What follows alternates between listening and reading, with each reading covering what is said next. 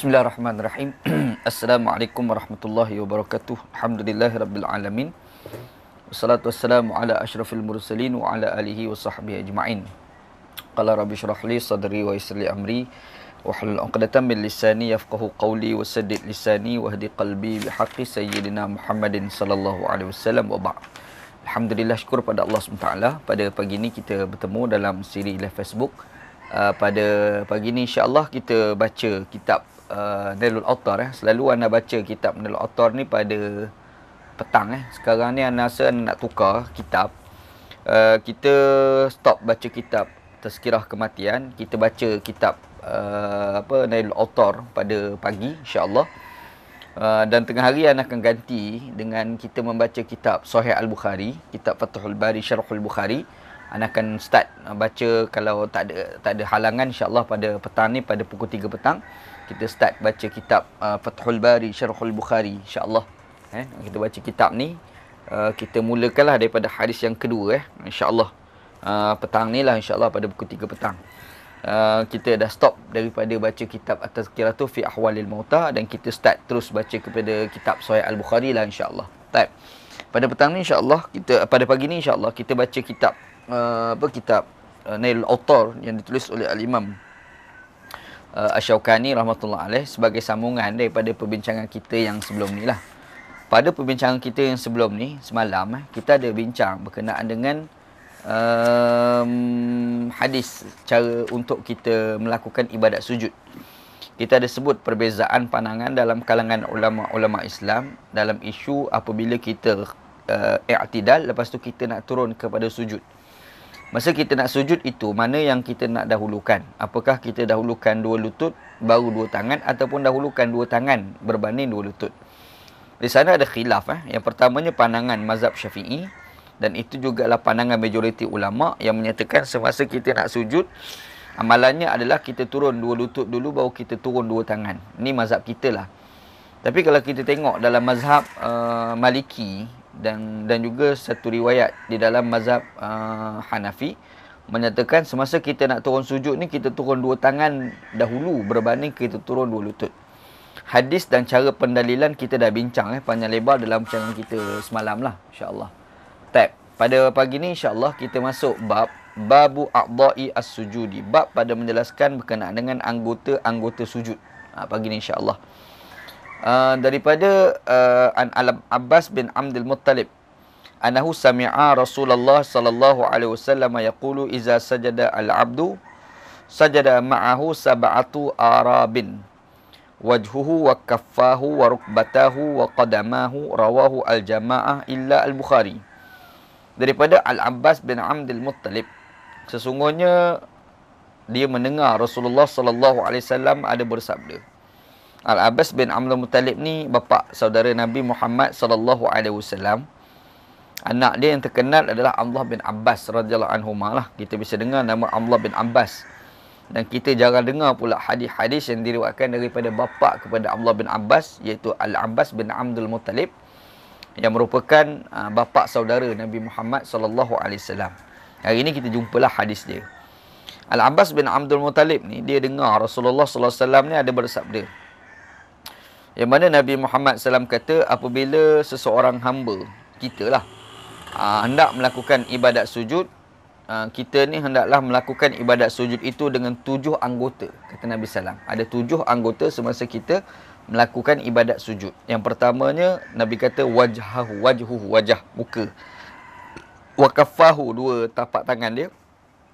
Wa rukbatahu, 2 lututnya. Wa qadamahu, dan 2 kakinya kat belakang. Ada 7 lah. Dahi 1, muka 1, yang kedua 2 tangan, 3 dah ada, lepas tu 2 lutut, 3, 5, lepas tu kaki kat belakang 7. 7 anggota semasa kita melakukan ibadat sujud. Hadis ni diriwayatkan oleh Al-Jama'ah ila Al-Bukhari. Imam Sunan Sitah meriwayatkan hadis ni, tetapi Imam Al-Bukhari tidak meriwayatkan hadis ni.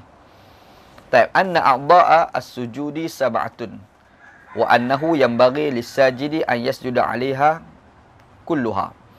Sesungguhnya anggota-anggota sujud itu ada 7.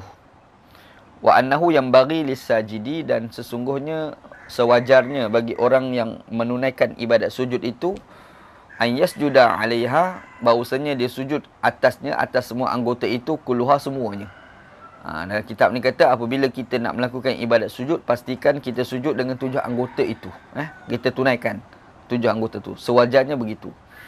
Waqad ikhtalafa al-ulama'u fi wujubi as-sujudi ala hadhihi al-sab'ati al-a'dha. Rupa-rupanya yang dikatakan kita sujud dengan 7 anggota itu berlaku khilaf, berlaku perbezaan pendapat dalam kalangan ulama'. Ulama' ni berbeza pendapat. Apakah wajib dengan 7 anggota ataupun sebenarnya bagaimana? Khilaf. Kita detailkan. Fazahabat al-itratu wa syafi'iyyu fi ahadi qawlaihi ila ujubi as-sujudi ala jami'iha. Dia kata mengikut pandangan Syiah Itrah dan juga Asy-Syafi'i, imam kita lah. Imam kita termasuk dalam mazhab kita mengatakan bahawasanya wajib kita sujud ni semua anggota 7 anggota. Jadi semasa kita solat, dalam mazhab kita wajib kita kena dahi kena dekat bumi, 2 tapak tangan kena dekat bumi, 2 lutut kena dekat bumi, dan kaki belakang 2 tu pun kena ke bumi. 7 anggota ni wajib. Mengikut salah satu riwayat dalam mazhab kita Syafi'i rahmatullah alaih. Sebab itulah mazhab kita kalau orang tu semayang, kaki dekat belakang tu terangkat sebelah ataupun 2 belah, maka solat dikira sebagai tidak sah, dikira sebagai batal. Sebab tak cukup dengan 7 anggota. Bila kita nak solat, dia kena ada 7 anggota. Jadi antara yang dikatakan 7 anggota itu adalah kaki kita. Makanya apabila kita sujud, kaki itu kita kena ni lah, kita tak boleh angkat. Kita kena kena kat belakang kan, begitu. Qala Abu Hanifah wa Syafi'i fi ahadi qawlaihi wa aksarul fuqaha'i al-wajibu as-sujudu ala al-jabha faqat liqaulihi sallallahu alaihi wasallam wa makkana jabhatahu wa wafaqahum al-mu'ayyidu billahi fi admi wujubi sujudi 'ala al-qadamaini wal haqqu ma qalahu al-awwalun. Mengikut pandangan mazhab Hanafi, Abu Hanifah, dan dia ada menyatakan salah satu riwayat dalam mazhab Syafi'i. Itu tidak popular lah dalam mazhab kita, tapi kita letak kat sini mazhab Hanafi. Mazhab Hanafi menyatakan, dan juga pandangan kebanyakan ulama-ulama fiqh, wajib sujud ni atas dahi sahaja. Yang dikatakan wajib sujud ni, dahi kita tu, itu wajib. Kalau ikut pandangan mazhab Hanafi, kalau orang tu semayang, kaki kat belakang tu angkat, sembayang dia sah. Sebab dia kata wajib itu hanya dahi je. Kan? Adapun anggota-anggota lain itu tidak dikira sebagai wajib. Ini pandangan Hanafi. Dia kata apa sandaran yang digunakan oleh Hanafi? Hujah mereka adalah dia merujuk kepada satu hadis Nabi SAW, yang mana Nabi SAW menyuruh kita apabila sujud, Nabi suruh tekan dahi. Nabi suruh tekan dahi tu. Jadi bila disebut tekan dahi tu, maka mereka pun menjadikan dalil bahawasanya yang wajib itu dahi tu. Adapun anggota-anggota yang lain tu tidak wajib. Ini mazhab Hanafi. Kita sebut pandangan majoriti ulama, termasuk mazhab kita Syafi'i rahmatullah alaih, mengatakan 7 anggota. Dahi, 2 tapak tangan, 2 lutut dan 2 kaki di belakang lah. Jadi masa kita solat tu, kita kena pastikan anggota-anggota ni kena kepada bumi. Ini anggota sujud lah. Begitu. Okey, habis satu. Jadi kita nampak di sini Nabi Muhammad SAW ada sebut 7 anggota bagi sujud. Dahi 1, 2 tapak tangan, 2 lutut, 2 kaki. Jadi 2, 4, 6, 7. Itu 7 anggota ketika kita sujud. Begitu. Cuma kita sebut khilaf lah. Apakah dahi sahaja ke yang wajib, yang lain tu sunat, ataupun 7 anggota tu wajib. Kita dah sebut pandangan kita, ulama kita mazhab Syafi'i mengatakan 7 anggota tu wajib. Hanafi kata tak, yang wajib hanya dahi saja, yang lain tu dikategorikan sebagai sunat. Begitu. Yang keduanya, an Ibn Abbas radhiyallahu an, qala umira an-nabiy sallallahu alaihi wasallam an yasjuda ala sab'ati a'dha'in wa la yakuffa sya'ran wala thawban al-jabhati wal yadaini wa rukbataini wa rijlaini akhrajahu. Wa fi lafzin qala an-nabiy sallallahu alaihi wasallam umirtu an asjuda ala sab'ati a'zumin ala al-jabhati wa asyara bi yadihi ala anfihi wal yadaini wa rukbataini wal qadamaini, muttafaqun alaih. Wa fi riwayatin umirtu an asjuda ala sab'in wala akfuta al-sya'ra wala siyaba al-jabhati wal anfi wal yadaini wa rukbataini wal qadamaini, rawahu Muslim wan Nasa'i. Daripada Abdullah bin Abbas radhiyallahu anhuma berkata, Nabi Muhammad sallallahu alaihi wasallam itu disuruh bahwasanya baginda sallallahu alaihi wasallam sujud atas 7 anggota. Dalam hadis ni kata Bila baginda Nabi sallallahu alaihi wasallam nak semayang, Allah Subhanahu wa taala suruh Nabi Muhammad sallallahu alaihi wasallam masa sujud tu dengan 7 anggota. Wala yakuffa sya'ran wala thauban. Nabi Muhammad sallallahu alaihi wasallam tidak diizinkan semasa solat ikat rambut. Ikat rambut. Kan ada kita ni kadang-kadang semayang yang rambut dia panjang, diikat rambut. Nabi Muhammad sallallahu alaihi wasallam tak bagi, dilarang. Allah Taala melarang Nabi Muhammad sallallahu alaihi wasallam semasa sujud ikat rambut. Di sini dah menjadi dalil bahawasanya rambut Nabi Muhammad sallallahu alaihi wasallam ni panjang. Nabi ni rambut panjang. Kita ni rambut pendek. Sebab Nabi Muhammad SAW memang ada ketika rambut dia pendek. Nabi SAW ni rambut dia ada ketika pendek. Ada pula perah bahu, ada pula dia botak. Dan Nabi Muhammad SAW botakkan kepala dia seumur hidup sekali. Iaitu semasa tahallul. Masa Nabi Muhammad SAW pergi ke Mekah untuk menunaikan ibadat haji. Lepas tu dia halang dalam tahun ke-6 Hijriah. Lepas tu Nabi Muhammad pusing balik. Masa nak pasang balik ke Madinah tu, masa tu Nabi Muhammad tahallul, cukur kepala. Itu hadis yang cerita Nabi Muhammad SAW botakkan kepala. Tapi yang lain tu Nabi Muhammad ada rambut. Dan Nabi Muhammad SAW ni banyak ketika yang rambut Nabi Muhammad ni panjang. Sebab tu dalam hadis ni Nabi Muhammad SAW dilarang oleh Allah SWT daripada ikat rambut. Dalam hadis ada sebut jangan ikat rambut. Jadi kalau kita rambut panjang, kita semayang, kita jangan ikat rambut. Kena buka rambut. Buka rambut. Wala sauban. Begitu juga ni. Baju ni. Lipat. Ni. Kita lipat ni. Kita semayang ni jangan lipat baju ni. Kita kena buka. Kita buka. Kalau kita rasa kita nak pendek kan, kita buat jubah ataupun baju yang lengan pendek lah. Tapi kalau lengan kita panjang macam ni, kita pergi lipat, yang tu dilarang. Larangan di sini larangan makruh mengikut pandangan majoriti ulama'. Kita kembali balik pada hadis. Nabi SAW ni disuruh bahawasanya apabila nak sujud, sujud atas 7 anggota. Lepas tu Allah Ta'ala larang Nabi Muhammad ikat rambut dan juga lipat lengan baju. Jadi 7 anggota tu apa? Al-jabhati wal yadaini wa rukbataini wa rijlaini. Yang dikatakan 7 anggota itu adalah, yang pertamanya adalah dahi. Yang keduanya adalah 2 tangan. Yang ketiganya adalah 2 lutut. Yang keempatnya, yang seterusnya adalah 2 kaki di belakang. Jadi ada 1, 2, 4, 1, 3, 5, 7. 7 anggota. Ni dalam hadis Nabi SAW lah. Akhrajahu, hadis ni dikeluarkan oleh Al-Imam Al-Bukhari dan juga Imam Muslim. Wa fi lafzin, dalam lafaz yang lain, qala Nabi sallallahu alaihi wasallam, Nabi Muhammad sallallahu alaihi wasallam ada bersabda. Kata Nabi sallallahu umirtu an asjuda ala sab'ati a'zumin. Aku, kata Nabi SAW, disuruh bahawasanya aku sujud atas 7 anggota. Nabi Muhammad kata, aku ni bila nak semayang, aku ni Allah Ta'ala suruh. Apabila nak sujud, 7 anggota. Kata Nabi SAW, 7 anggota. Apa dia? Alal jabhati. Alal jabhati. Atas dahi. Wa asyara biyadihi ala anfihi. Masa Nabi Muhammad SAW sebut semayang ni kena dahi tu, Nabi Muhammad isyarat dekat dahi. Wa asyara biyadihi ala anfihi. Nabi isyaratkan tangannya dekat hidung. Macam ni. Nabi Muhammad kata, aku disuruh sujud 7 anggota. Nombor 1, al-jabhah. Tapi Nabi isyarat kat hidung. Nanti kita akan detailkan perbincangan. Wal yadaini, 2 tapak tangan. Lepas tu yang ketiganya, warukbataini, 2 lutut. Lepas tu yang keempatnya, wal qadamaini, 2 kaki kat belakang. Jadi ada 4, 1 dahi, yang 2 tapak tangan, yang kedua ni 2 tapak tangan, yang ketiganya 2 lutut, yang keempatnya 2 kaki kat belakang. Kita campur semua, ada 7 anggota semasa kita sujud. Bila kita sujud 7 anggota ni kita kena lakukan. Begitu. Wa fi riwayatin, dalam riwayat yang lain, umirtu an asjuda ala sab'in wala akfuta asy'ara wala siyaba al-jabhati wal anfi wal yadaini wa rukbataini wal qadamaini. Ni hadis yang lebih kurang juga, cuma ada sikit perbezaan. Aku disuruh bahawasanya sujud atas 7. Dan aku tidak diizinkan untuk ikat rambut semasa solat dan juga lipat pakaian semasa solat. Jadi kita jangan lipatlah baju kita tu kan. Rambut kita tu kita biar terhurai macam tu. Ya, Nabi kata al-jabhatu wal anfi wal yadaini wal rukbataini wal qadamaini. Nabi kata yang pertamanya adalah dahi, yang keduanya adalah hidung, yang ketiganya adalah al-yadain, 2 tapak tangan, yang keempatnya adalah warukbataini, dua lutut, wal qadamaini, dan 2 kaki. Jadi dalam hadis yang terakhir ni, riwayat Imam Muslim dan Nasa'i, hadis ni dia pergi tambah hidung.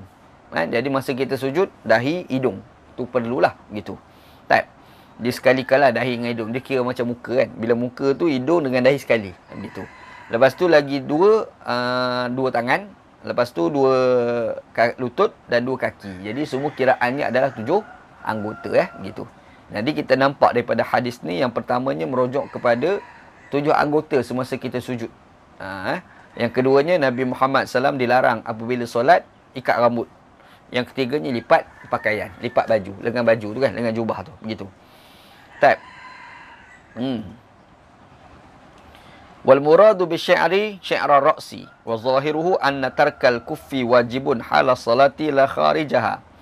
Dia kata yang dimaksudkan dengan asy-syi'r. Syi'r ni asal maknanya bulu Asy-syi'ru maknanya bulu.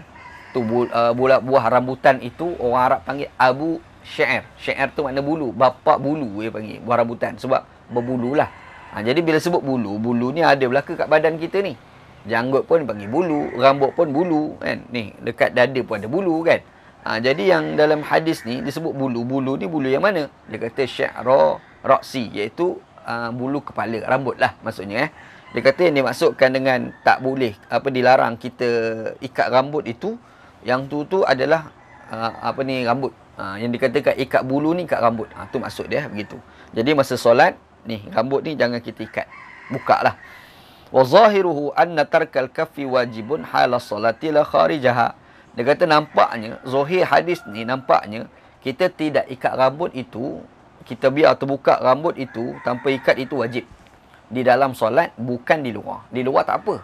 Di luar itu kalau kita ikat tak ada masalah. Yang kita sebut ni semasa kita solat, kita jangan ikat rambut. Tu hadis dia lah. Begitu Dalam luar solat tak ada masalah. Macam ada di kalangan kita rambut panjang, dia ikat rambut. Dekat luar, nak berjalan lah apa. Itu tak apa, tak jadi masalah. Yang kita bangkitkan wajib ikat rambut itu, wajib kita buka ikatan rambut itu semasa kita solat. Tu hadis dia begitu.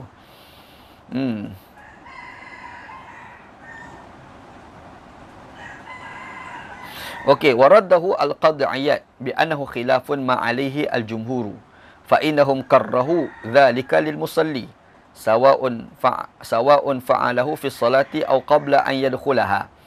Tapi kalau kita tengok pandangan majoriti ulama, mereka memandang karrahu, mereka kata makruh. Kita ni kalau sembahyang, kita biar rambut kita terikat, itu makruh, bukan haram lah. Ini mengikut pandangan majoriti ulama gitu. Sama ada dilakukan di dalam solat ataupun sebelum dia masuk solat. Jadi kita cerita ni yang dikatakan wajib ni pandangan Al-Imam Asy-Syaukani rahmatullah alaih. Imam Syaukani menyatakan rambut tu kalau kita ikat, hukumnya adalah haram masa kita solat. Tapi kalau ikut pandangan majoriti ulama, kita semayang dalam keadaan rambut kita terikat itu makruh, bukan haram. Dia ada dua khilaf lah kat situ. Qala Al-Hafiz, berkata Al-Hafiz Ibn Hajar Al-Asqalani, wattafaqu ala annahu la yufsidu as-salata, lakin haka Ibnu Al-Munzir anil Hasan wujuba al-i'adah. Mengikut komentar yang dikemukakan oleh Ibn Hajar Al-Asqalani, Ibn Hajar kata telah sepakatlah ulama atas sungguhnya tidak membatalkan solat. Kalau kita ni sembahyang dalam keadaan rambut kita terikat, haram. Mengikut pandangan Imam Syaukani haram. Tapi kalau tengok batal solat, tak batal. Dia kata tak batal solat. Ini dikomentar oleh Ibn Hajar Al-Asqalani lah begitu. Sama ada dia lakukan itu menghikayatkan oleh Ibn Hajar, walakin haka Ibnul Munzir anil Hasan ujuba al-i'adah. Jadi Al-Imam Ibn Munzir dia ada sebut riwayat daripada Al-Hasan. Hasan di sini Hasan Basri yang mengatakan bahawasanya kalau orang tu sembahyang rambut dia terikat, dia tak urungkaikan rambut dia, dia biar dia terikat, solat dia kena ulang solat dia. Dia kena ulang balik solat dia. Ini mengikut pandangan Al-Imam Hasan Basri begitu. Ini bukan pandangan mazhab kita Mazhab kita sembahyang tu sudah sah, tetapi perbuatan itu adalah makruh. Kita dah sebut dah tu pandangan mazhab kita lah, Syafi'i. Wal qila wal hikmatu fi dhalika annahu idza rafa'a thawbahu wa syi'rahu an mubasharatil ardi ashbahul mutakabbirin. Dia kata hikmah ini qila, ini mengikut pandangan ulama lah. Komen-komen bismillahirrahmanirrahim. Komen-komen ulama tanpa disandarkan sebarang dalil. Dia kata Dia kata hikmah fi zalika, demikian itu, annahu iza rafa'a thawbahu wa syi'rahu. Kalau dia ikat dia lipat baju ataupun dia ikat rambut semasa dia semayang, itu menyerupai orang-orang takabur, kata dia. Itu menyerupai orang-orang takabur. Jadi bila kita solat nak elak daripada kelihatan takabur, makanya kita kalau rambut tu kita rungkaikan. Kalau baju tu kita buka, kita jangan lipat pakaian kita. Ini hanya hikmah pandangan ulama. Dia tidak disebut di dalam hadis Nabi sallallahu alaihi wasallam begitu. Qaluhu al-jabhah. Bila kita solat, Nabi Muhammad kata 7 anggota, antaranya Nabi kata al-jabhah, dahi. Apa maksud dia? Dia kata ihtajja bihi man qala bi wujubi sujudi 'ala al-jabhati dunal anfi wa ilaihi zahaba al-jumhuru. Dia kata inilah hadis yang menjadi hujah bagi mereka yang menyatakan solat ini apabila kita sujud, yang wajib itu adalah dahi, hidung tak. Yang wajib tu dahi, bukan hidung. Kata inilah pandangan majoriti ulama. Majoriti ulama kata dahi, bukan hidung. Hidung tu bukan kategori wajib. Hidung tu kategori sunat sahaja. Ini pandangan majoriti ulama. Wa qala Abu Hanifah annahu yujzi'u as-sujud 'ala al-anfi wahdah. Hanafi pelik sikit. Pada pandangan Hanafi, kalau kita sujud, hidung je kena, dahi tak kena, sah semayang. Hanafi senang. Kita ni sujud sebagai contoh. Kain, ada kain, kita tutup rambut kita panjang macam mana, tutup dahi. Yang kena tempat sujud ni hidung. Itu pun dah sah. Itu ikut pandangan Hanafi. Hanafi pelik sikit daripada pandangan majoriti. Waqad naqala al-Ibn al-Munzir ijma' as-sahabati ala annahu la yuji'u sujud 'ala al-anfi wahdah. Hanafi kata bila kita sujud, dah hidung je kena dekat bumi tempat sujud, itu dah okey dah. Itu dah okey dah, kata Hanafi. Jumhur termasuk imam kita yang wajib ni dahi. Hidung ni sunat je. Itu mazhab kita pula kan. Tapi kalau ikut Imam Ibn Munzir, dia ada quote dalam kitab dia berkenaan dengan ijma'. Dia ada menyatakan ijma' sahabat. Ijma' di kalangan para sahabat menyatakan la yujzi'u as-sujudu 'alal anfi wahdah. Kalau orang tu sujud, dahi hidung je kena, dahi tak kena. Tak boleh, tak memadai. Ini ijma' sahabat. Mengikut dakwaan, mengikut hikayah yang dinukilkan oleh Al-Imam Ibn Munzir. Al-Imam Ibn Munzir disebut, dia kata kalau orang tu sujud, hidung je kena, dahi tak kena, sembahyang tak sah. Yang ni kata Al-Imam Ibn Munzir, dan dia merujuk kepada pandangan ijma' sahabat. Sepakat di kalangan para sahabat. Ni kata dia lah begitu. Waqad naqala Ibn Munzir ijma' as-sahabati ala annahu la yujzi'u sujud 'ala al-anfi wahdah. Wa zahaba al-Auza'i wa Ahmad wa Ishaq wa Ibn Habib min al-Malikiyyati wa ghairuhum ila annahu yajibu an yajma'ahuma wa huwa qawlu lisy-Syafi'i. Kalau ikut pandangan al-Imam Auza'i, Ahmad bin Hanbal, Ishaq bin Rahawih, Ibnu Habib, salah seorang ulama dalam mazhab Maliki lah. Ibnu Habib ni salah seorang ulama dalam mazhab Maliki, dan seumpama mereka mengatakan apabila kita sujud, dua-dua kena. Iaitu masa kita sujud, dahi dan hidung kena wajib kena kat tempat sujud. Ini pandangan kalau mazhab 4 Ahmad bin Hanbal, wa huwa qaulun Syafi'i, dan juga pandangan Syafi'i. Dalam pandangan imam kita Syafi'i rahmatullah alaih, semasa kita sujud, dahi dengan hidung tu kena. Kena ini pandangan, salah satu pandangan dalam mazhab Syafi'i. Bermaksud ada satu lain pandangan yang lain lah. Tapi pandangan yang mazhab 4 ni antaranya adalah Ahmad bin Hanbal. Hanbali kata masa kita solat ni, dahi dengan hidung ni kena dekat bumi begitu. Jadi kalau kita tengok daripada perbincangan ni, yang pertamanya pandangan majoriti ulama mengatakan yang wajib itu dahi, hidung tu sunat sahaja. Antara yang mengatakan sebegitu, salah satu riwayat di dalam mazhab kita Syafi'i rahmatullah alaih. Yang kedua adalah pandangan Hanafi.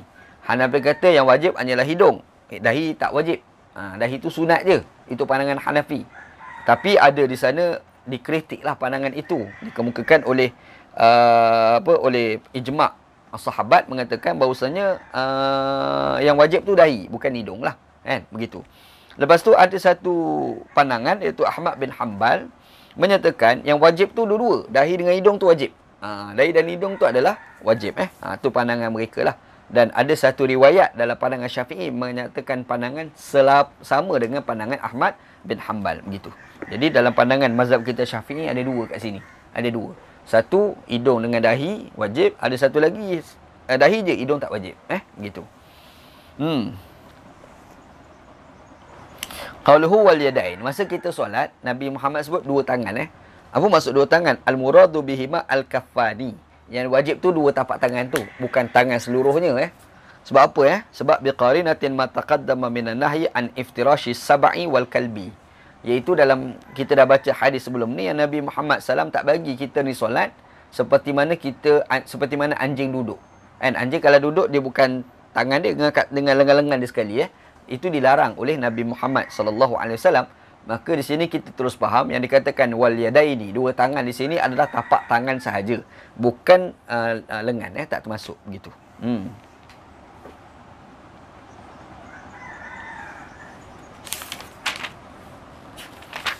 Habis. Babu al-musalli yasjudu ala ma yahmiluhu wa la yubashiru musallahu bi'a'dha'ihi. Bab pada menjelaskan orang yang sembahyang, dia sujud ala ma yahmiluhu wa la yubashiru musallahu bi'a'dha'ihi. Dia sujud di atas apa yang dia bawa.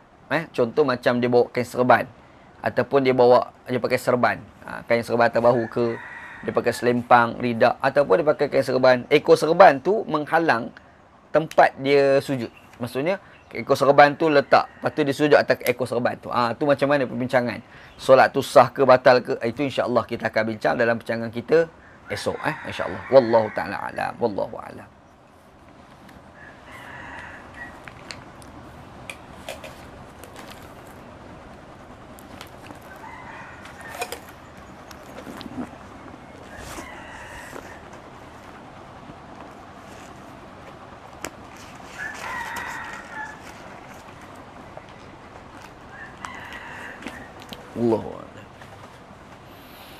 Okey, kita tengok soalan doa kunut dalam mazhab Syafi'i, tapi yang mula-mula imam baca kuat dan kemudian baru baca perlahan bersama makmum tu sunnah ke?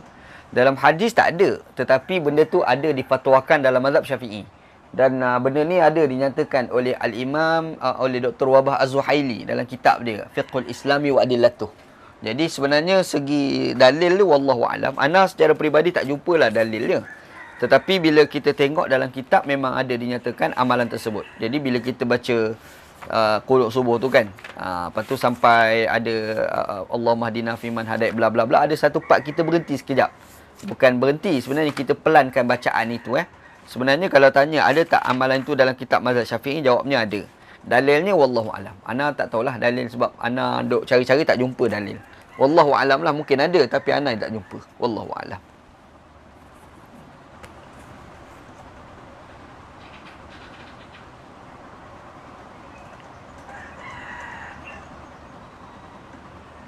Okey, ada lain soalan?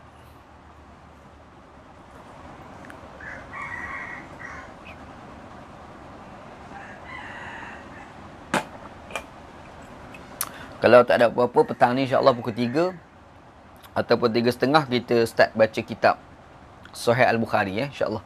Ana akan bacalah Sahih Al-Bukhari kalau kita buat buat tazkirah, tadabbur Sahih Al-Bukhari. Kalau tak baca, tak tahu bila nak start baca Sahih Al-Bukhari. Jadi ana rasa baik kita baca terus Sahih Al-Bukhari. Dan insya-Allah ana akan cuba usahakan pada tiap-tiap hari pada pukul 3 kita baca Sahih Al-Bukhari. Dan insya-Allah hari ni kita start dengan hadis yang kedua lah. Hadis pertama tu ana rasa tak payah kupas lah, sebab kita selalu kupas dah. Hadis innamal a'malu binniyat tu lah. Itu kita selalu baca dah. Kita terus pada hadis yang kedua berkenaan dengan macam mana Nabi Muhammad SAW dapat wahyu daripada Jibril AS. Itu insya-Allah kita akan bincang pada petang ni pada pukul 3 petang insya-Allah. Anda cuba terus kupas daripada kitab Fathul Bari, Syarhul Bukhari Wallahu a'lam. Okey, ana rasa tak ada dekut. Wallahu a'lam. Sallallahu ala sayyidina Muhammad wa ala alihi wa sahbihi ajma'in. Walhamdulillahirabbil alamin. Assalamualaikum warahmatullahi wabarakatuh.